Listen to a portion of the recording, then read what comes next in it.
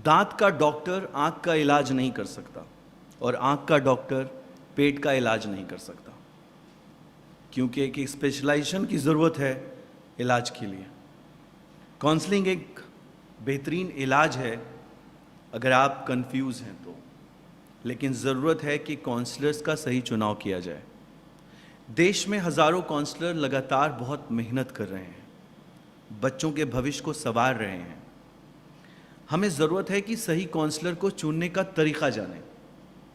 मैं बात कर रहा हूं कि अगर आपने कहीं भी सुना है कि वहां किसी एक शहर में, किसी एक ज़िले के अंदर में एक काउंसलिंग सेंटर है जहां से आप एक एडमिशन ले सकते हैं, ज़रूर जाइए, क्योंकि आपको वहां कुछ जानकारियां मिलेंगी और हर एक सेंटर पर जाकर आप जानकारियों को कलेक्ट कर सकते हैं और घर आकर ऑब्जर्व कर सकते हैं कि इनमें से किन जानकारियों के साथ आपको भविष्य का चुनाव करना है।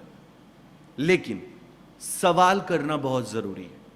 सवाल एक कि वो काउंसलिंग सेंटर कब बनी, उसकी एस्टैब्लिशमेंट डेट क्या है, और उसकी एक रजिस्ट्रेशन की कॉपी बिल्कुल मांगी जानी चाहिए, क्योंकि उसका एस्टैब्लिशमेंट डेट इतना इंपॉर्टेंट नहीं है जितना एक देश के बच्चे का भविष्य इंपॉर्टेंट है।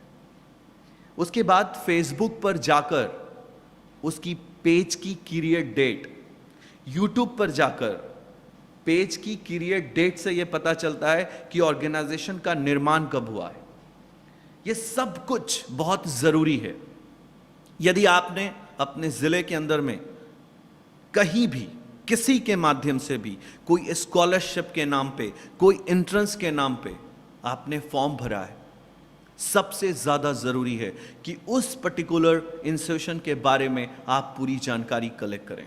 कहीं ऐसा तो नहीं है कि आप किसी एक ऐसे इंस्टीट्यूशन का हिस्सा बनने जा रहे हैं जिसका निर्माण पिछले वर्ष हुआ है, जिसका निर्माण 1 साल पहले हुआ है, जिसने कोई एक्सपीरियंस के बगैर इस योजना को शुरू कर दिया, काउंसलिंग की शुरुआत कर दी। यकीन के साथ कह सकता हूं कि यदि वो एक्सपर्ट काउंसलर नहीं है और आप उसके साथ अपना भविष्य तय कर रहे हैं, आप अपनी ज़िंदगी को ख़तरे में डाल रहे हैं, आप अपने भविष्य को ख़तरे में डाल रहे हैं। एक अनएक्सपीरियंस डॉक्टर एक पेशेंट की जान ले सकता है और एक अनएक्सपीरियंस काउंसलर एक आने वाले भविष्य को अंधकार में ढकेल सकता है।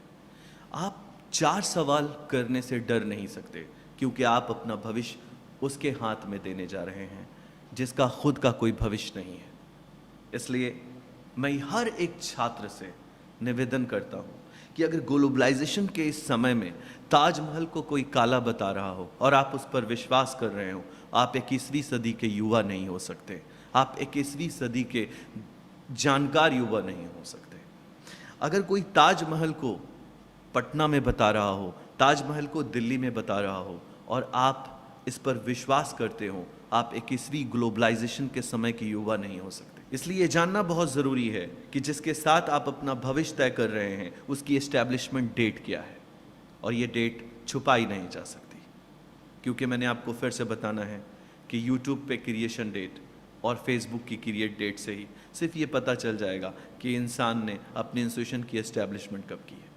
आप सिर्फ 2 साल पहले की इलेक्ट्रिसिटी बिल मांग लीजिए, आप 1 साल पहले की इलेक्ट्रिसिटी बिल मांग लीजिए, अगर उसने उस इंस्टीट्यूशन के नाम पे 2 साल पहले की इलेक्ट्रिसिटी बिल दे दी, तो भी आप ये समझ सकते हैं कि कम से कम ये काउंसलर 2 साल पुराना तो है। कहीं ऐसा तो नहीं कि बरसाती मेंढक की तरह जन्मा हुआ एक ऐसा शख्स जिसने मौसमी तौर पे एक ऐसी दुकान खोली हो और आप उसके हाथ में अपना भविष्य दे रहे हो। बहुत ज़रूरी है कि चुनाव से पहले आप उसकी ऑफिस जाएं, उसके बाद उसके आसपास ये पता लगाएं कि ये ऑफिस कब खोली गई है, और उसके बाद अपने अभिभावक के साथ जाकर उस काउंसलिंग सेशन को ज्वाइन करें। 101 टेबल पे कोई फैसला नहीं करना चाहिए।